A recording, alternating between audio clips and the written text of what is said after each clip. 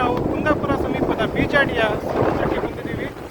ನೋಡಿ, ಸಮುದ್ರದ ಅಲೆಗಳ ಎತ್ತರ ಮತ್ತು ಕೆಲವು ಸಣ್ಣ ಅಲೆಗಳು ಹತ್ತತ್ರ ಬರ್ತಾ ಇದೆ. ಪ್ರಶಾಂತತೆಯನ್ನು ನೋಡಿ. ಎಲ್ಲ ಯುವಕರಿಂದ ಹಿಡಿದು ಮುದುಕರವರೆಗೂ ಎಲ್ಲರೂ ಒಂದು ಪ್ರಕೃತಿಯನ್ನು ಆನಂದಿಸುತ್ತಿದ್ದಾರೆ. ಮಕ್ಕಳುಗಳು ಆಟ ಆಡ್ತಿದ್ದಾರೆ.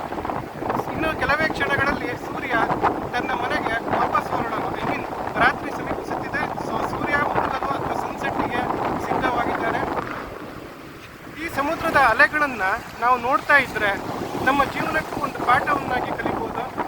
ಯಾವಾಗಲೂ ನಮ್ಮ ಟೆನ್ಷನ್, ನಮ್ಮ ಸ್ಟ್ರೆಸ್ಸು, ನಮ್ಮ ಬಿಸ್ನೆಸ್ ಆ್ಯಕ್ಟಿವಿಟಿಯ ಹೆಚ್ಚು ಕಮ್ಮಿ ಈ ರೀತಿಯ ಒಂದು ಟೆನ್ಷನ್ನಿಂದಾಗಿ, ಸ್ಟ್ರೆಸ್ಫುಲ್ ಲೈಫಿಂದಾಗಿ ಹೊರಬಂದು ಪ್ರಕೃತಿಯ ನಡುವೆ ಇದ್ದಾಗ ಏನೋ ಒಂದು ರೀತಿ ಪ್ರಶಾಂತತೆ ಸಿಗುತ್ತೆ. ಹಾಗೆ ಈ ಸಮುದ್ರದ ಅಲೆಗಳು ಕೂಡ ಒಂದು ಪಾಠವನ್ನು ಕಲಿಸುತ್ತೆ.